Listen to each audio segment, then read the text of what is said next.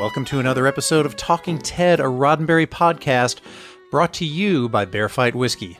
Today we look back at Season 1, look forward to Season 2, and introduce Bear Fight Kentucky Reserve. My name is Mike Richards. And I'm Jessica Lynn Verdi. I don't know if I've said this yet, Mike, but I don't like tequila. Actually, I like tequila, but tequila doesn't like me. And I'm pretty... it's an important distinction.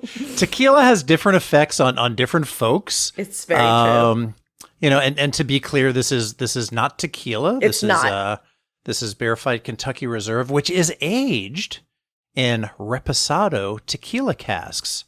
Which makes me so excited because I feel like this is going to be so harmonious in my genetic structure. Yeah, and I had to look up what reposado meant. I do speak a little bit of Spanish, and I thought that meant something along resting or a nap or something like that. Or something like and that. That's exactly what it does. Yeah, like a repass. It's tequila is aged in these casks for anywhere from 2 months to a year. Okay. And it sort of softens the tequila and it gives it sort of an oaky flavor with, you know, a hint of smokiness.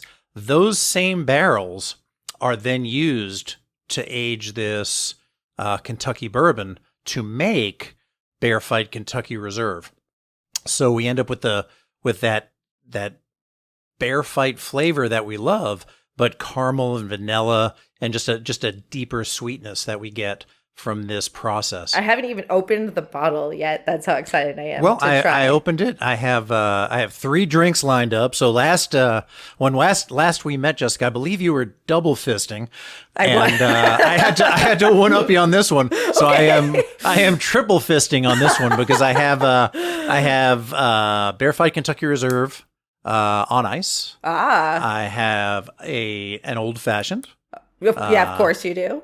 Which, of course, I do. And then finally, I have, and these are recipes from the Bear Fight website, I have a revolver, which is Bear Fight Kentucky Reserve with coffee liqueur. Oh. And, of course, right in my wheelhouse, a couple of shakes of orange bitters. You love the good... You are a citrus man. You love this orange application. I am a citrus man through and through. So I'm going to do a little ASMR for us. We're going to taking off the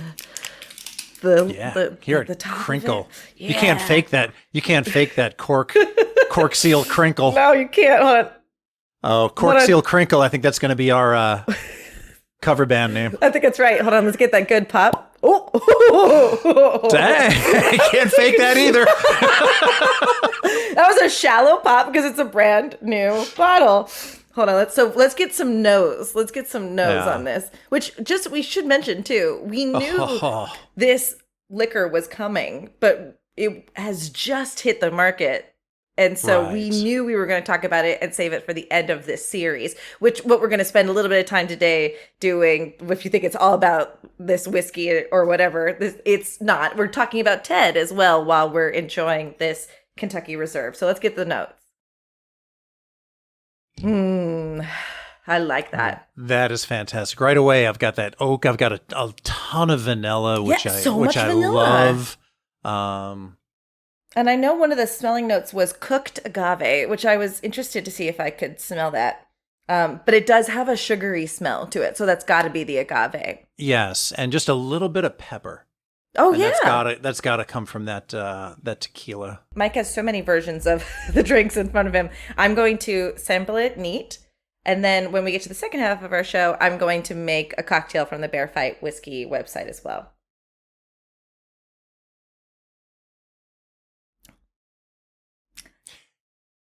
That's good. You look like a scientist drinking out of that giant science glass. This is a mason jar. This doesn't get more Appalachia. Is that a ball jar or what brand is that? Ball. Does it say Mason on it? Okay. I am a ball connoisseur. Yeah, Ball State University is one of the 4 great universities of my state. Oh. Okay, Mike, I have to tell you. I have been enjoying the bottles of the single malt that we got. And I've been dying to open this, and I am so right, because it's so good. That pepper really kicks in. I did not pick that up through the nose, but through the taste, that peppery. Like on the flavor back end, right? Yeah. Wow. Woo! Mm. That's a good sipping whiskey too. It does, and then it leaves me with kind of a smoky. I know afterwards. whiskey's the wrong turn, but I'm just saying whiskey. So let's get that water drop to open it up. Let's do 2. This is very scientific. Is using the It is. Yeah. Sorry, you don't have an eyedropper. So I did do a show. Shout out to a couple of my friends called Damn Good Whiskey. Was it called Damn Good Whiskey? Oh, I effing love whiskey. I would be surprised. No, okay. I effing love whiskey, and they sent 3 or 4 different bottles every time, and an eyedropper and a snifter to drink out of. Oh, that changed it. Just a little ice or just a little water changed it. It did. How'd you notice it? Because I'm drinking mine on ice, and it is very open. Like I'm getting just this orchestra of different flavors and smells. Yeah, tell me first, because I mean, really, it's just I did feel it open. That's the exact word I would use. Yeah, I get when I sip this on ice, I get a wonderful bourbon foundation with kind of a peppery overtone. The aroma is definitely vanilla. I have to be honest. I am such a there's the pepper. I'm such a spicy person in terms of my taste buds that I put so much that I don't think I know. I don't think I could taste it anymore. But it is there. It's on the lips too. Interestingly enough. Like it has that feel like you just bit into like a hot burrito or something like that. All right, I was getting jealous of Mike having ice in his, and so I've iced myself.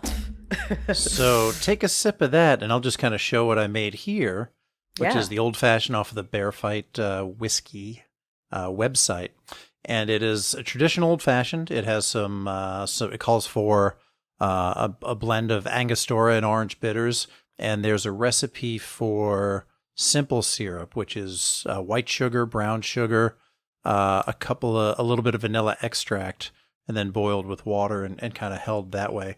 So I grabbed that, and a little Star Trek connection to it for the Roddenberry Podcast Network. I stirred it 47 times. It's kind of a deep cut for those of you that pay attention. No, Portal 47. Right? Isn't that exactly right? Portal, yeah, which comes from just a long line of 47s in Star Trek. It had a 47% market share the night it launched. I think it was Andre Bormanis that was in a club called I believe it was the 47 Club, where he went to university. And I see. Yeah, and they worked that into the script all the time. I love that. And Andre Bormanis did join us for our normal mission log, the Orville thread, and what is it, feed, and we got to talk to a lot about like how he got started in Star Trek and then eventually came to the Orville, which, speaking of which, we had so many wonderful guests join us for Talking Ted of season 1. My gosh, yeah. Alana Eubank was amazing. Georgia Wiggum, fantastic. Brandon Fayette. And we had mentioned prior, if you want to see that whole interview, we actually spoke for 2 hours. We recorded for an hour. It was a great conversation. That sigh was only from me having to edit it. Not from the conversation. The conversation was wonderful. I thought it was from you having to watch me and me geek out for 2 hours. No, it was actually very nice. Just like you and I bring different things to this whole endeavor, right? And so it was also awesome to like you go toe to toe with this total geek about cars, and you know what I mean. It was totally awesome. No, it was only just how long it took to export from my computer. That's all. Right. But if you want to watch that whole hour long episode, patreon.com/mission log, and it is all there, unedited, no bells and whistles, unexpurgated, if you will. And you can check that whole interview out as a patron. This ice experience is really nice, especially because it's a hot day too. I didn't know how far I was going to get in the neat experience. But if I had to drink this neat, I would. Okay. I'm sorry. You said neat. Okay. That's what I mean. Yeah. What did you think I said? Neat. I thought you said meat. Oh. This would probably go well with the carnitas. This would go well with a nice strip steak.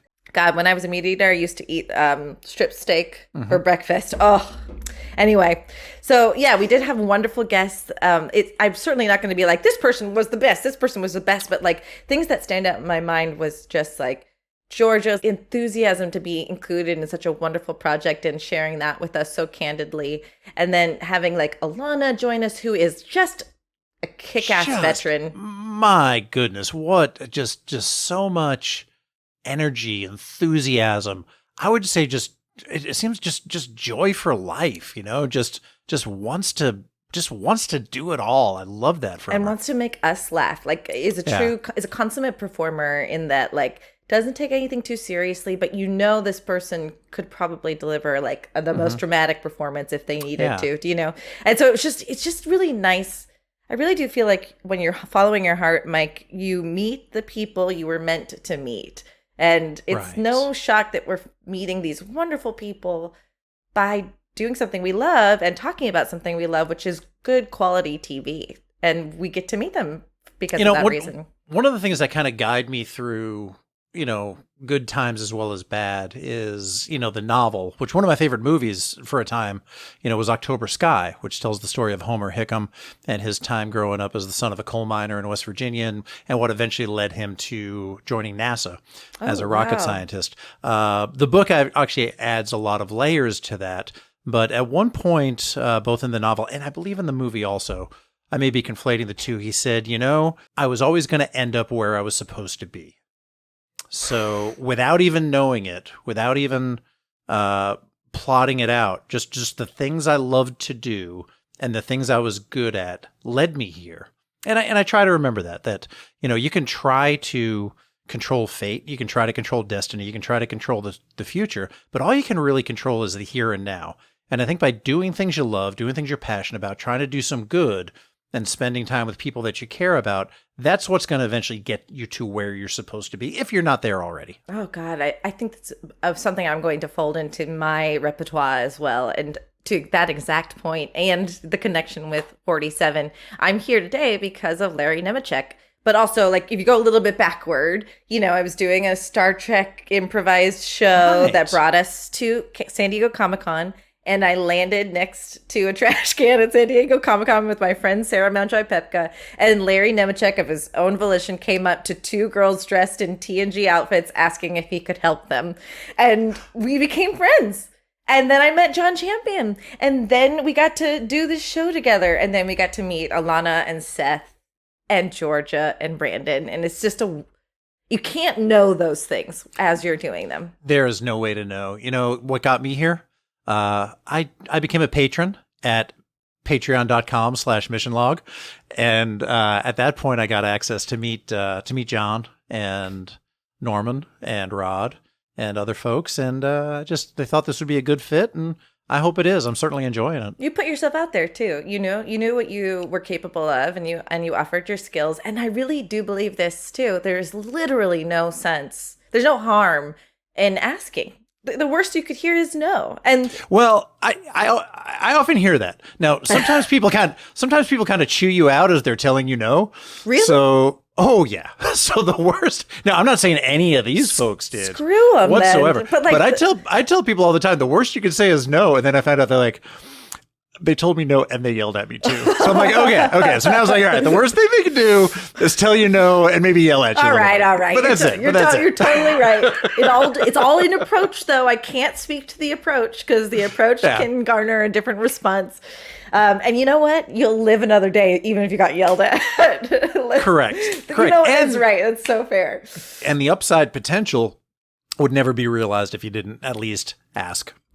Listen, a lot of people ask me with the acting career, like, isn't the rejection hard? And at times, it really is. Sometimes it can be.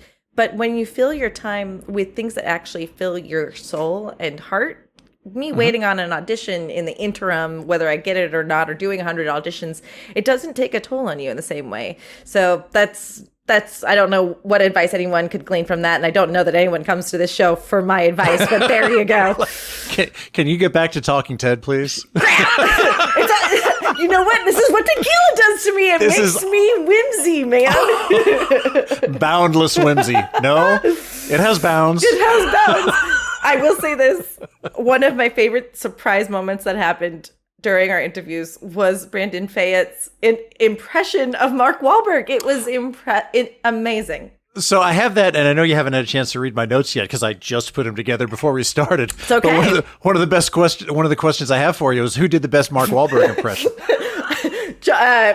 Max Burkholder or Brandon Fayette. His like unasked for Mark Wahlberg impression was so very funny. I would love to even try it. I got to start working on that. What are you doing? You can't do that. I can't believe you did that. Hey, You're not Ted, supposed to buddy. do it that way. Hey, Ted, what are you doing, buddy? You can have that in your repertoire as well. But yeah, and of course it goes without saying, but it does need to be said that Seth is just a consummate professional and like all around awesome dude. Like joining us not once but twice, helping us out from Jump Street with Mission Log the Orville by sharing our, YouTube feed on his feed. Because he liked us and found us. Yeah.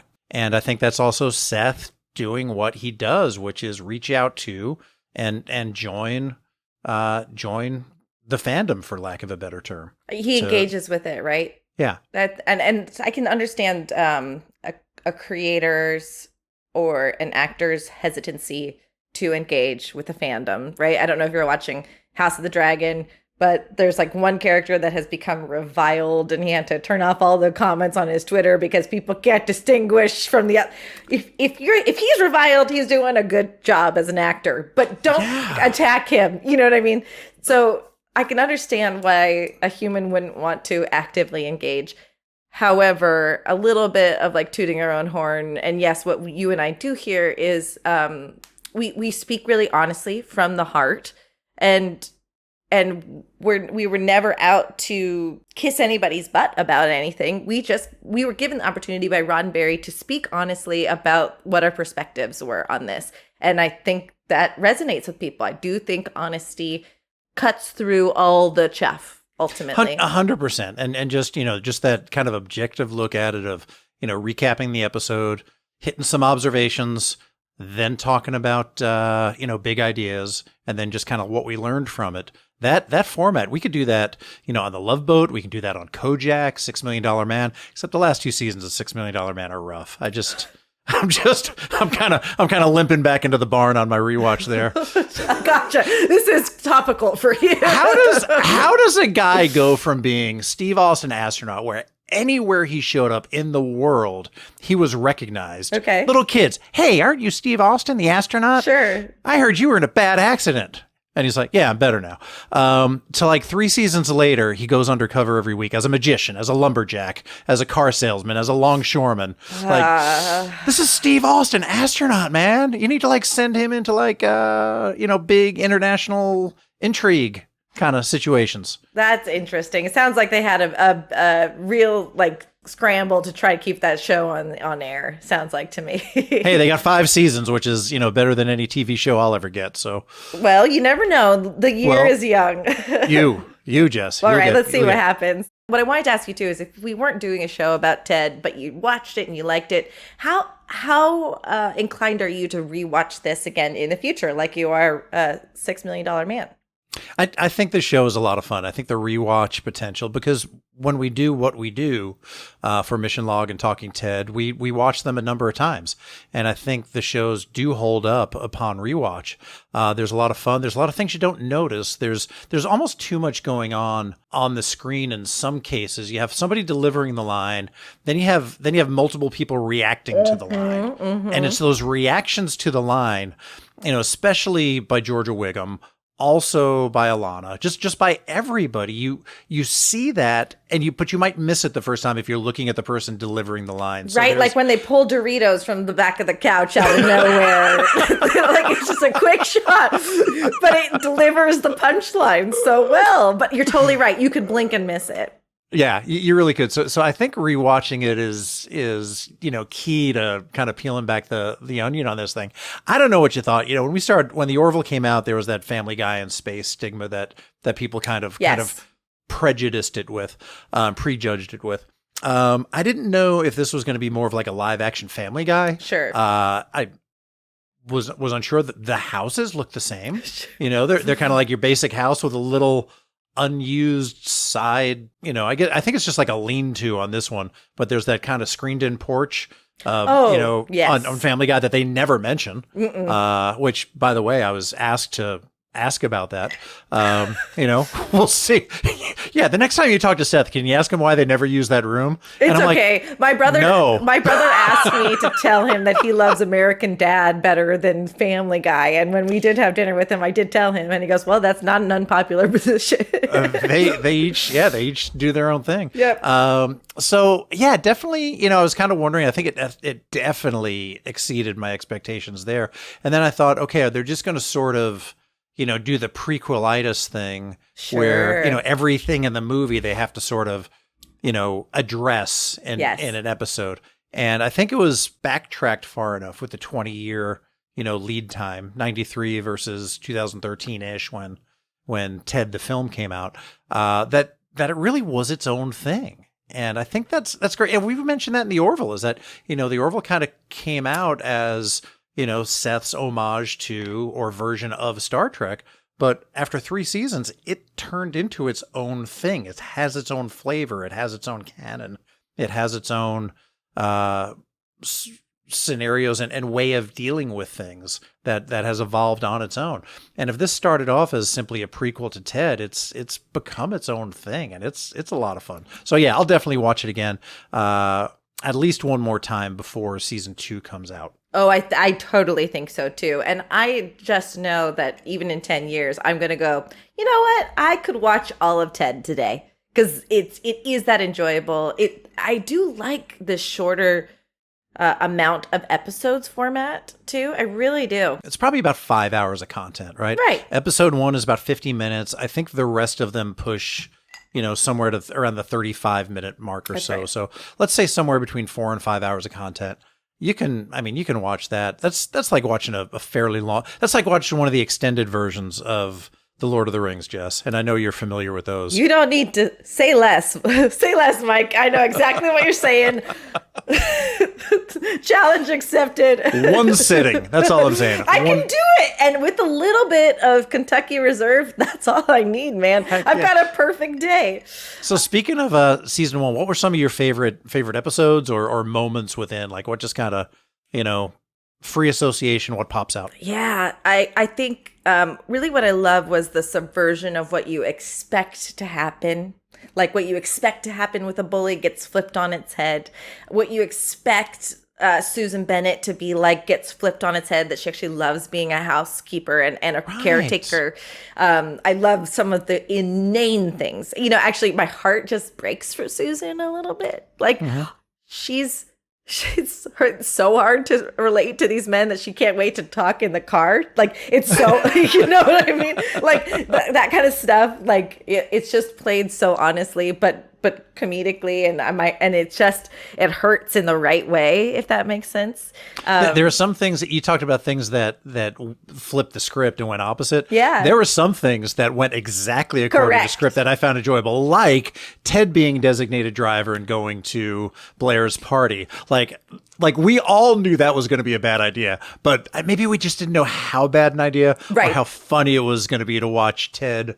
I think he was maybe snorting some no-dos off of one of Blair's friends. Hey, whatever it takes, right? Yeah, sure.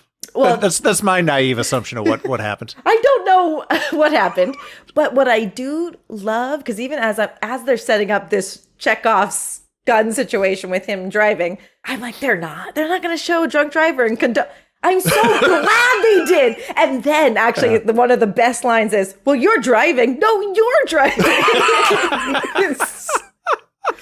Chef's kiss. There's so much to appreciate. And you're so right that like off the hip, what do I remember? There's a lot, and I will have to go rewatch it just to appreciate it all over again. Yeah, what about you? It has been a ton of fun. I think I love the line where they're playing Battleship and Johnny's like, Jesus Christ, Ted, did you even put your ships out? He goes, no, Johnny, I didn't. Because while you were preparing for war, I was building infrastructure, healthcare, education. I thought that was just so absurd and funny and poignant and timely, and I got such a kick out of that. The entire episode of ejectile dysfunction. Sure. I think one of the funnier subtle things was when they came back from the basketball game, which they dressed as basketball players to get into the basketball game, and then Ted was like, I guess we could have just dressed as normal people. Also, the subversion that they won. Yeah, they just threw the trophy away. You don't see the game. You don't watch, a version of like Air Bud with Ted. Which led a question to me that I think I forgot to ask in our observations of that. Like, so were they playing in a championship game, or did they just give out trophies for regular games in Massachusetts in 1993? The answer is yes. The answer is whatever you want it to be. Well, I don't know. My guess would be championship, but it's pretty funny. Anything else we want to cover before I go make my cocktail and we talk about our hopes for season 2? No, just maybe just an invitation, folks. Rewatch Ted the series and let us know in the comments or through our socials, which we're at ML_the Orville on X. And let us know what your favorite moments were. Yeah, we want to hear from you. And we totally love the community that is like half Orville, half Ted. It's it makes this really enjoyable, you guys engaging with us. So I'll see you on the other side. You got your cocktails made. I'm going to make mine. Oh, cocktails multiple. Yes. Great. I'll see you there. Cheers. Bye.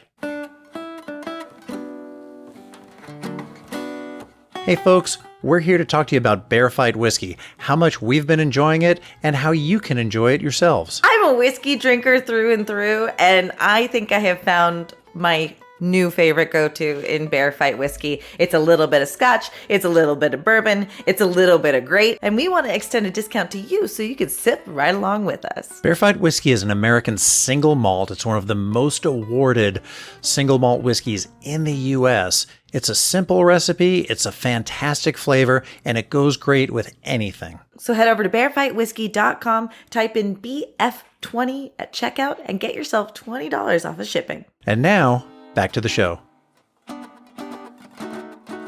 All right, folks, we are back from the break to talk about season 2, what we want to see, maybe what we expect to see, and maybe what we're afraid we might see, as well as we're going to think about that. Oh, no.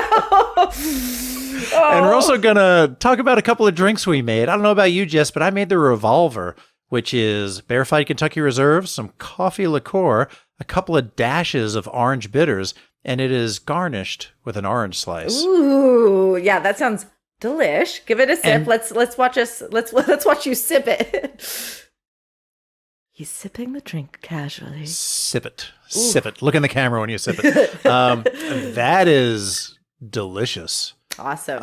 Just, that coffee liqueur just kind of changes everything. It makes it very very smooth. And not that it wasn't smooth before, it just sort of levels out all of the different flavors that we were getting before, the pepper and the oak and the bourbon. It just kind of like wraps all that in a warm blanket. Here's what I already really love about the Kentucky Reserve. It's not afraid to flavor, and it flavors really well with these strong, like coffee is a strong flavor, but but like the richness complements it. That's so awesome. Yeah, it doesn't hide the flavors. It just sort of makes them more complex, congruent with each other. Ooh. It kind of brings them together. Ooh, like maybe our art and our podcast brings people together. Maybe. I did the Bear and Berries. I am a huge lemonade fan, and this calls for lemonade. And I happened to have blueberries on hand, which it calls for a blueberry syrup or fresh blueberries to be muddled. I had them on hand to make like a blueberry 4th of July bar, like with sugar cookie and cream cheese. And so I have a bunch of blueberries. They were on sale. So I haven't even tried it yet, but I'm looking. Okay, she's sipping the drink now. Ain't she a beauty? Okay. Oh, that is too good. Refreshing. So I'm a little jealous of your choice. As we're recording this, it's early afternoon, maybe mid-afternoon, and on a summer day, and it seems like that would be the perfect drink. It's genuinely perfect, and it melts right into it. Yeah, and I feel like this would be very much a great after dinner choice. You're totally right. This is a perfect mid-afternoon Sunday or, barbecue drink. It's very good. This is not disappointing at all. And that was on my list. Now I am not disappointed. This is fantastic. But as far as like timeliness goes, and I'm glad we had different things laying around our respective houses. Yeah. Because I did not have blueberries, but I did look at that as a consideration. Oh yeah. But of course I had fixins to make an old fashioned. And of course I had coffee liqueur because my wife is an espresso martini gal. So yeah, we were able to put all the pieces together and complement each other so well, like we do. Oh, and I didn't tell you, I made your M&M. I only had almond milk on hand. Okay. But it was so good. I put it in front of my boyfriend while he was playing a competitive game online. And he's like, well, what the heck is this? And he loved it. And it made him play better. It made him more smarmy, as I say, when he plays those competitive games. He's definitely, I know he's winning when he's like, ha, ha, ha. And he's like laughing the whole time. And he laughed louder. Oh, that's great. That's great. Just makes what he loves to do, made it more of it. It boosted it for sure. And then when he was done, he's like, can I have another one? So what we're here to do now on the other half of Talking Ted, on our finale of this series until we get to season 2, is talk about what we're looking forward to in season 2 of Ted. Now that we know it's happening, we've seen pictures from the writers' rooms. We knew, well, not from the writers' room, from the reading. Right, the table read. The table read, thank you. And we know officially that it is. Like right as we launched, we had already done the interviews with everybody, basically, and they couldn't say that the show had been renewed, and then our show launched and it had been renewed. So that's good news overall, because I want more Ted. Even after I finished the 7th episode of the first season, I was ready for more Ted. And I didn't think about this until you said it. There's some things we may not want to see. I didn't think about that. Maybe not. The show hasn't really crossed that line to be like, when I watch The Boys every week, which is in its, I think, 4th season now, right. I get done with every single episode and I'm like, why do I watch this show? Because it shows so much more than I would ever want to see. There's a lot of things you can't unsee. Ted doesn't do that. I genuinely enjoy Ted. It is just a fun show, good comedy, good. We've talked before about the distinction between parody, comedy, and satire. And I think Ted is a fantastic comedy that does sort of bring in some elements of satire, right? Showing the ridiculousness of certain points of view, showing the, just the outrageousness of certain ways of thinking. Sure. And kind of shines a light on those for other people, say like, maybe it's not good to think like that, and that's something that good satire does. Right. And when Seth was on, he was talking about All in the Family, which did that well, right? So it makes sense. So good. Well, it makes sense that not only did Seth esteem Norman Lear and what he was doing with that show, but like he's brought it in, like it's not surprising that you thought Ted was going to be like Family Guy, because it kind of does do that. It flips things on its head. It puts a perspective. Right. You don't think of it as a social commentary show, but the effect that All in the Family had on Seth is evident, especially in Ted. Yeah, he mentioned there are episodes of or things they did in All in the Family in the 70s that they couldn't do now. I have no doubt of that. I have recently been watching a couple of episodes of The Muppet Show on Disney Plus, because we have our Disney Plus subscription, because right. Hulu, Disney Plus, the Orville.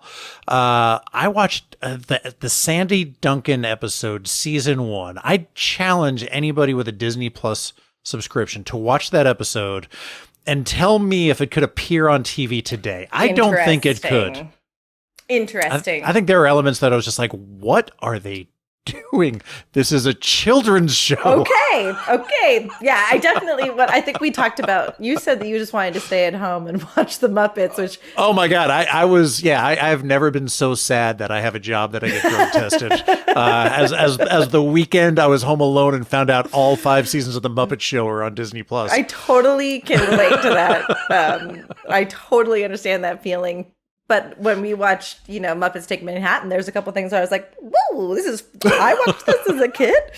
Yeah. But that's why they kind of sneak in a couple things for adults to enjoy. And Family Guy and Ted never claims to be for kids, right? Right. So we looked at, Seth mentioned that junior year he thought it was a lot of Ted's firsts. Not Ted's first, Johnny's first. Which I didn't put that into perspective. I was just along for the ride, but that makes so much sense. First time smoking weed, first first date-ish, first girlfriend. Right. Things like that. We got to see Halloween. I love that episode also. We got to see prom. We got to see Christmas, sort of like the big events during his junior year. Right. So I would think senior year, you can't just repeat Halloween, Christmas, prom. Do you want to see how things change the next year, or do you want to throw different events in there? Like Valentine's senior year, Day.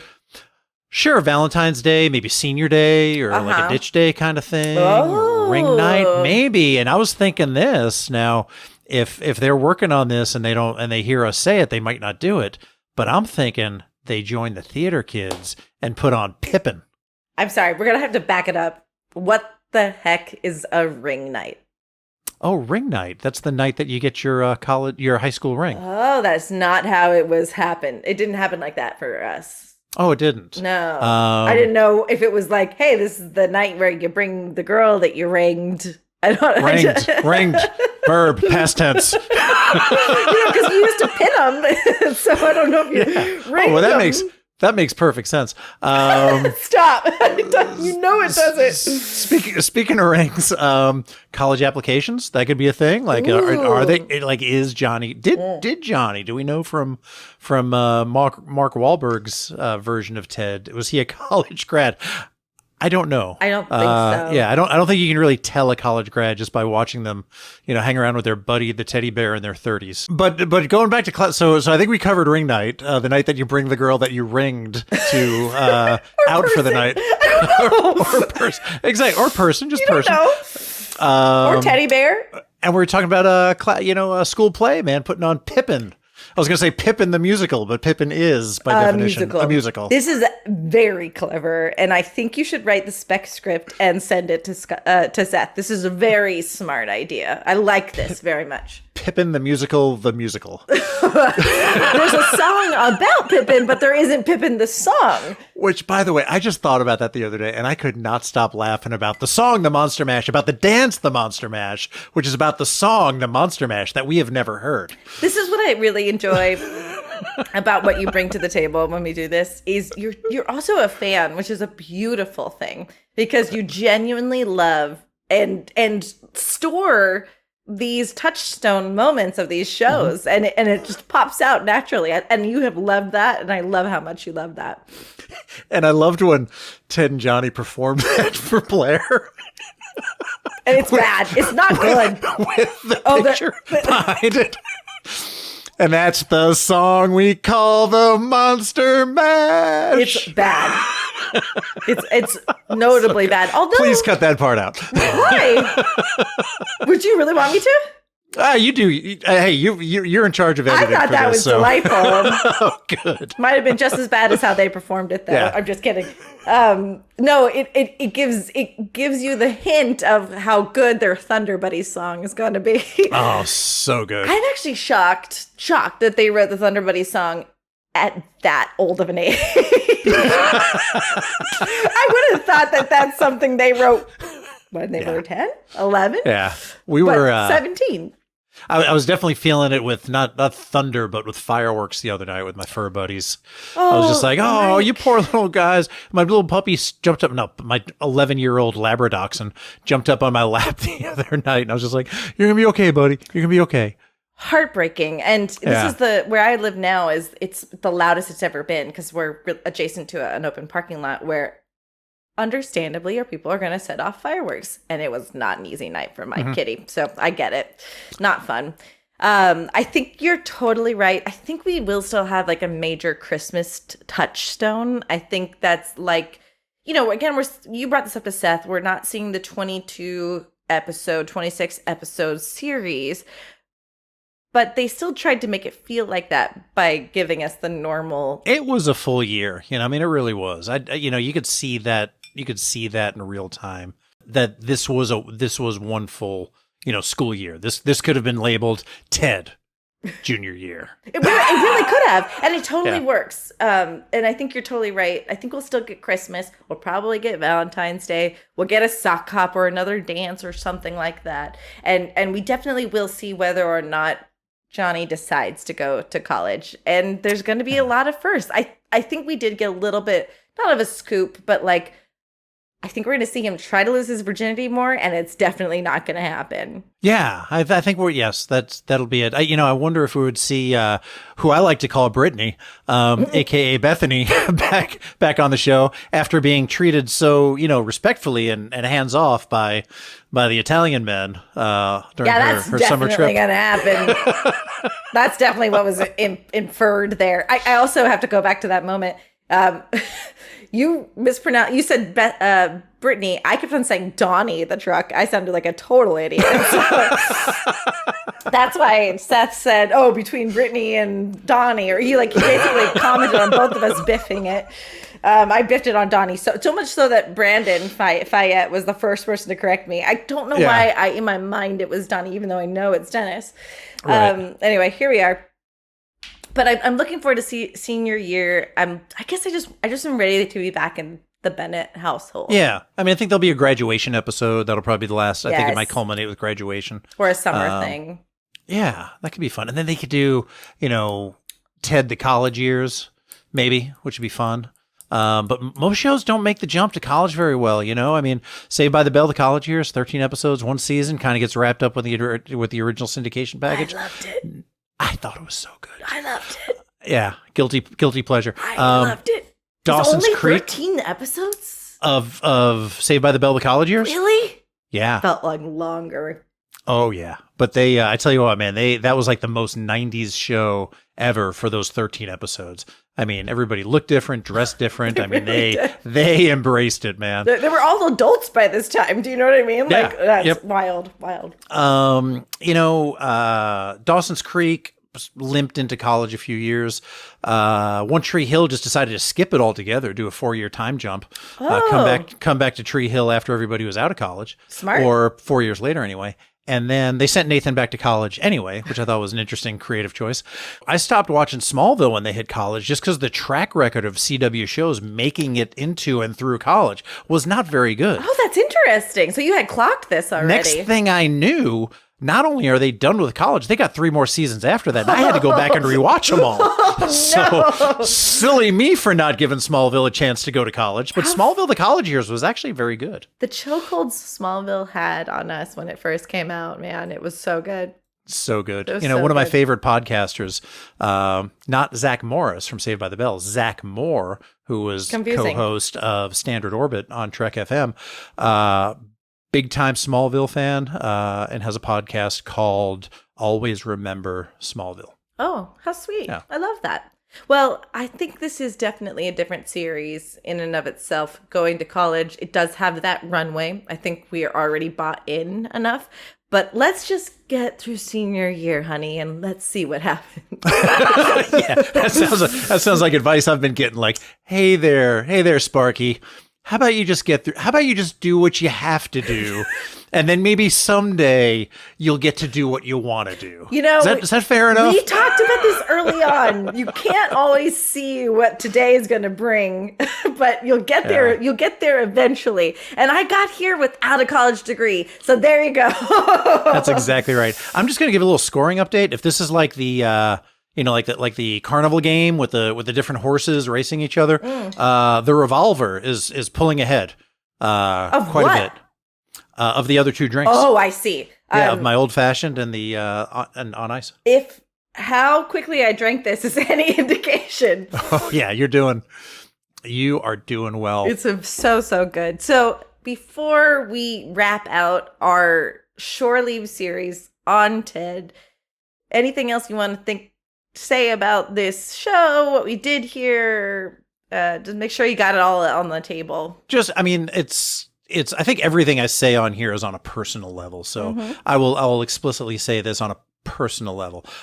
We both thought of this to cover Ted as a Seth MacFarlane show, as something that we thought was, adjacent to the Orville.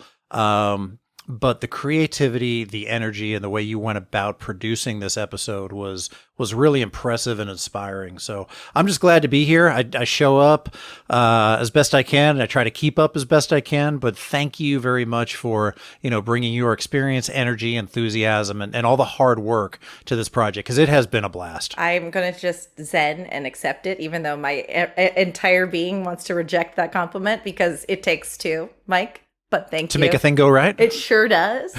But we also have the support and love, not only from Roddenberry, but John Champion as our executive producer. We got so much wonderful enthusiasm from Tess McNally over at Next Century Spirits, who made sure this show happened as well, with the bear fight involvement, which has been just wonderful. It's been a really harmonious relationship, I think. And this has been a really wonderful experience for you and I think. And I'm very grateful to be on the journey with you. So thank you. Same here. See you guys next year, eventually, for season 2 of Talking Ted. And look for more shows, more supplementals, and more information as we learn more about the Orville season 4 on Mission Log the Orville. Many more things for us in store, Mike. I'm looking forward to it. Yep. Cheers. Cheers, Jess.